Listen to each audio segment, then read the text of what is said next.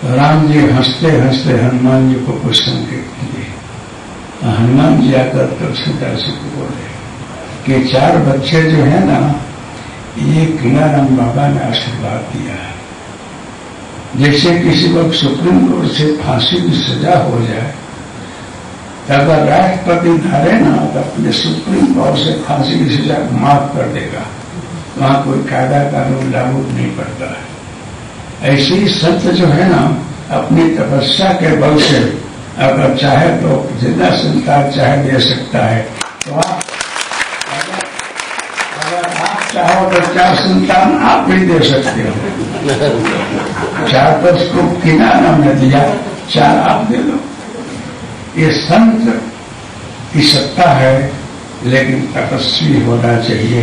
नाम का संत नहीं, केवल पूजाने वाला नहीं, मात्र फूल हार पहन करके आरती पूजा कराने वाला नहीं।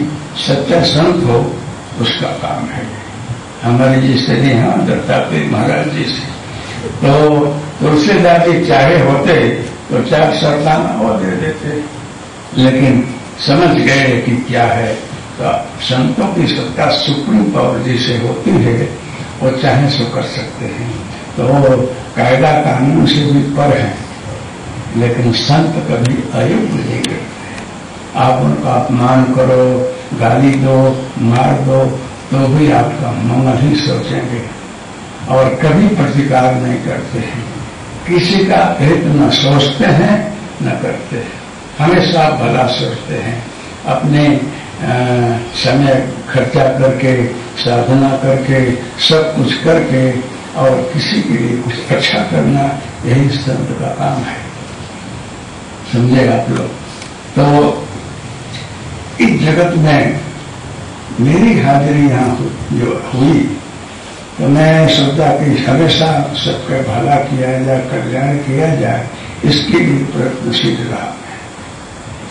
संत नहीं बन गया, लेकिन भजन इसीलिए किया। और अभी जो है, जो कुछ भगवान दत्त से मांगा है, सारे विश्व को कुछ मिले, सारे विश्व में लोगों को मानसिक शांति मिले और सबको सही रास्ता मिले, यही मैंने मांगा। नहीं तो मांगा होता ना तो सोना चांदी हीरा सब यहाँ भरपूर हो गया होता, लेकिन पहले सोच रखा रहा कि मांगने से यहाँ उपाधि फिर हो जाएगी। सारे सरकारी ऑफिसर यहाँ दिखाई पड़ेंगे, चोर डाकू यहाँ आ जाएंगे, ये अच्छा नहीं है। विश्व कल्याण के लिए कुछ मांगना चाहिए। तो मैंने जो है वसुधैव कुटुंबकम की भावना रखी पहले से, और सारा विश्व जो है सब मेरा है। आप लोग सब मेरे भाई बहन हो, क्योंकि कभी न कभी हम एक दूसरे के साथ जन्मे और छोड़े हैं, जन्मे छोड़े हैं, कहीं न कहीं तो मिले हैं। तो आप सब मेरे हो, तो आप सबके लिए मैंने ये मांगा कि सबको मानसिक शांति मिले, सबका कल्याण हो। तो मैं आप सबको अपना समझता हूँ, अपना परिवार समझता हूँ, इसलिए प्रार्थना भी हमारी यही रहती है। प्रार्थना भी यही रहती है। आप लोग हमको क्या समझते हैं मुझे खबर नहीं लेकिन आप लोग जंगली समझो, जंगल में फिरते हैं मानो, लेकिन मेरा है तो अच्छा है कि सबको शांति मिले, सबका कल्याण हो। मैंने अपने जीवन की, इस जन्म की और पीछे के जन्म की सारी कमाई जो है आप लोग के लिए अर्पण कर दिया।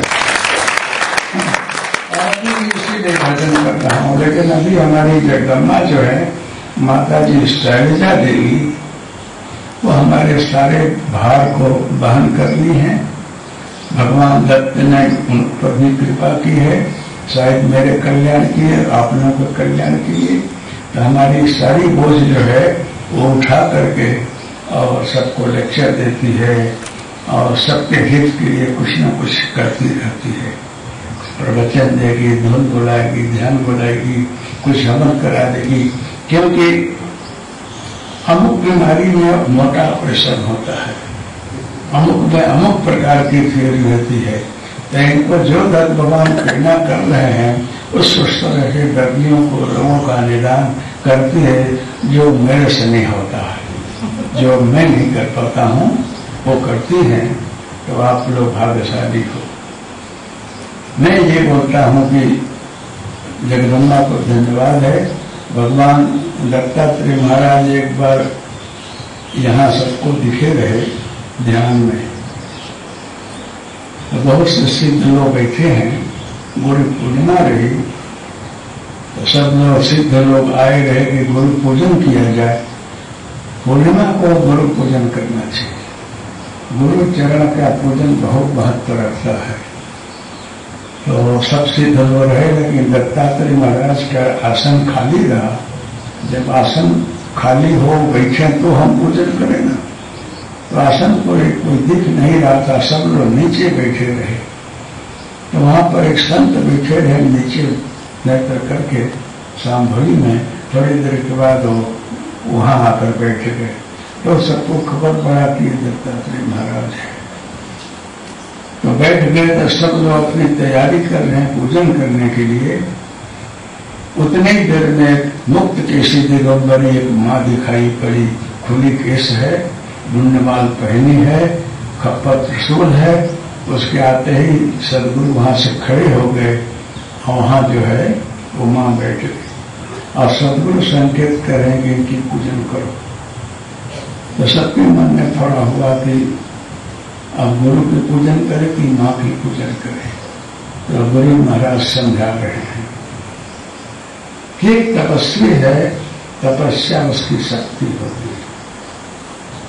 एक व्यक्ति कलेक्टर है, डीएसपी है, मिनिस्टर है, तो उसकी सत्ता की पूजा होती है।